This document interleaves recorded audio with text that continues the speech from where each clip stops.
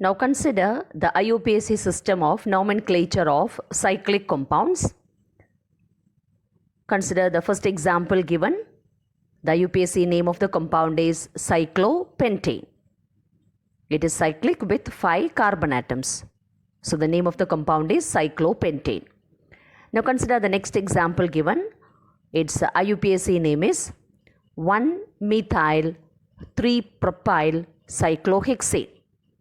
It is cyclic with 6 carbon atoms.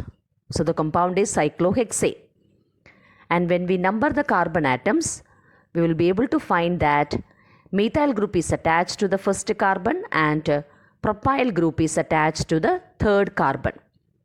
So the IUPAC name of the compound is 1-methyl 3-propyl cyclohexane. Now consider the next example given. Here, the more branched carbon should get the lower number. So the IUPAC name of the compound is 3-ethyl 1,1-dimethyl cyclohexane and not 1-ethyl 3,3-dimethyl cyclohexane. The more branched carbon gets the lower number. The more branched carbon is the first carbon with 2 methyl groups and it should get the lowest number. So that is why the IUPAC name of the compound is written as 3-ethyl 1,1-dimethyl cyclohexane. Structures and IUPAC names of some hydrocarbons are given below. Explain why the names given in the parentheses are incorrect. Consider the first example given. The IUPAC name is taken as 2,5,6-trimethyl octane and not 3,4,7-trimethyl octane. It is according to lowest locant number. 2,5,6 is lower than 3,4,7.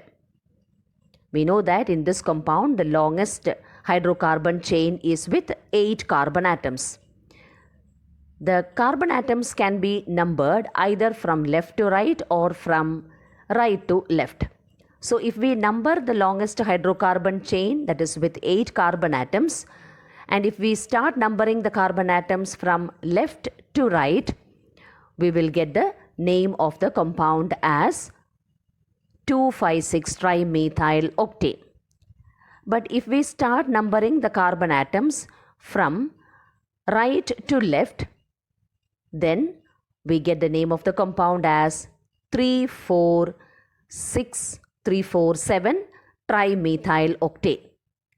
But according to lowest locant number, 2,5,6 is lower than 3,4,7. Hence, the name of the compound is taken as 2,5,6-trimethyl octane.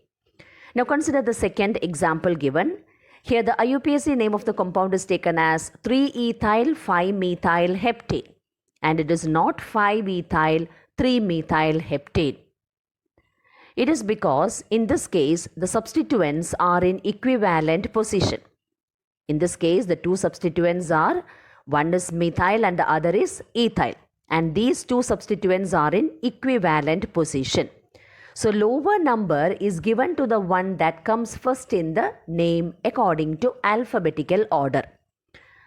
So here in this case, if we number the carbon atoms, we will get the longest hydrocarbon chain with 7 carbon atoms. Now, if we number the carbon atoms from left to right, it is the third carbon which carries the ethyl group and the fifth carbon which carries the methyl group. And if we number the 7 carbon atoms from right to left, we will get that methyl group is attached to the third carbon and ethyl group is attached to the fifth carbon. So in the first case it is 3-ethyl 5-methyl, and in the second case we get 5-ethyl 3-methyl. So here the substituents are in equivalent positions. And the IUPAC name of the compound is taken as 3-ethyl 5-methyl because it is ethyl which comes first if we consider the alphabetical order. So the IUPAC name of the compound is taken as 3-ethyl 5-methyl heptane because ethyl should get the lowest number because it comes first in the alphabetical order. Let us now consider few more rules related to the IUPAC system of nomenclature. First of all, the functional group present in the molecule is identified, which determines the choice of appropriate suffix. The longest chain of carbon atoms containing the functional group is numbered in such a way that the functional group is attached at the carbon atom possessing lowest possible number in the chain. In the case of polyfunctional compounds, one of the functional groups is chosen as the principal functional group and the compound is then named on that basis. The remaining functional groups, which are subordinate functional groups, are named as substituents using the appropriate prefixes. The choice of principal functional group is made on the basis of order of preference. The order of decreasing priority for some functional groups is carboxylic acid group COH, sulfonic acid group SO3H, ester COOR, acid chloride COCl, amide CONH2, nitrile CN, aldehyde CHO, ketonic functional group CO, alcoholic groups OH, amine NH2, alkene, alkyne. The alkyl group are then C6H5, halogens fluorine, chlorine, bromine, iodine, nitro group NO2, alkoxy group OR are always prefix substituents. Thus a compound containing both an alcohol and a keto group is named as hydroxyalkanone. The compound is named as ketone with OH as a substituent, since the keto group is preferred to the hydroxyl group. For example, OH, CH2, CH2 thrice, CH2CO, CH3. This compound contains both hydroxyl group OH and ketonic group CO.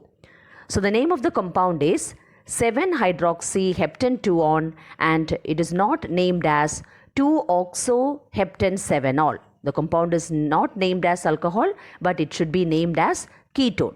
Similarly, BrCH2CH double bond CH2 is named as 3-bromoprop-1-ene and not 1-bromoprop-2-ene. The compound is named as alkene and bromine is a substituent.